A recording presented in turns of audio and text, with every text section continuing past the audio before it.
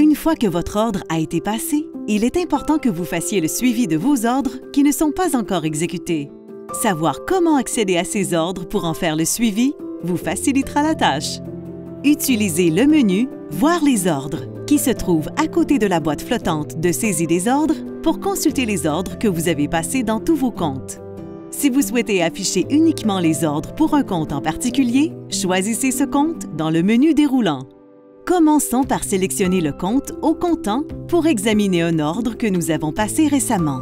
Les détails de l'ordre passé récemment sont clairement indiqués. Vous pouvez voir le type d'ordre, l'état de l'ordre et le cours de l'action au moment où l'ordre a été exécuté.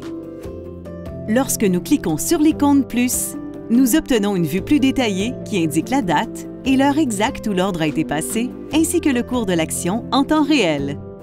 Dans cet exemple, l'ordre est actuellement ouvert et on peut voir qu'il a été envoyé à la bourse, mais qu'il n'est pas encore exécuté.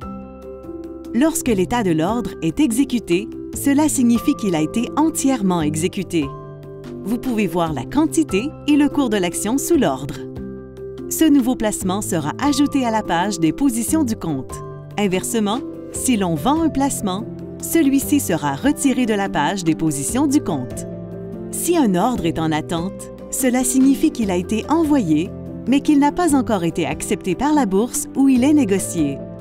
Si un ordre est expiré, cela veut dire qu'il n'a pas été entièrement exécuté dans le délai déterminé. Par exemple, si vous passez un ordre à cours limité pour la durée maximale et que le cours limité n'est pas atteint dans ce délai, votre ordre expirera. Notez que nous utilisons les termes « entièrement exécuté » compte tenu que certains ordres peuvent être exécutés que partiellement. Un ordre partiellement exécuté signifie que seule une partie de l'ordre a été exécutée. La partie de l'ordre qui n'a pas été exécutée demeure ouverte.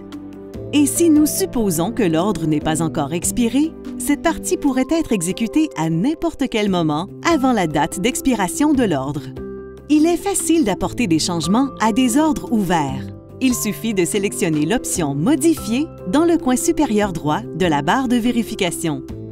Assurez-vous cependant de vérifier l'état de l'ordre, car s'il a été exécuté, vous ne pouvez plus le modifier. Si vous souhaitez annuler un ordre ouvert, sélectionnez « Annuler » sous « Modifier » et le système vous demandera de confirmer l'annulation de l'ordre. Si vous voulez voir l'état actuel de vos ordres, cliquez sur l'icône d'actualisation dans le haut à droite. Vous pouvez aussi cliquer sur le lien au bas du menu pour voir la page complète de vos ordres. Vous serez alors redirigé vers la page où vous pourrez passer en revue des renseignements plus détaillés sur vos ordres. Apprendre comment gérer efficacement vos ordres est une étape importante pour connaître du succès comme investisseur. La fonctionnalité d'affichage des ordres est une façon efficace de suivre de près l'état de vos ordres et de garder le cap sur votre stratégie de portefeuille.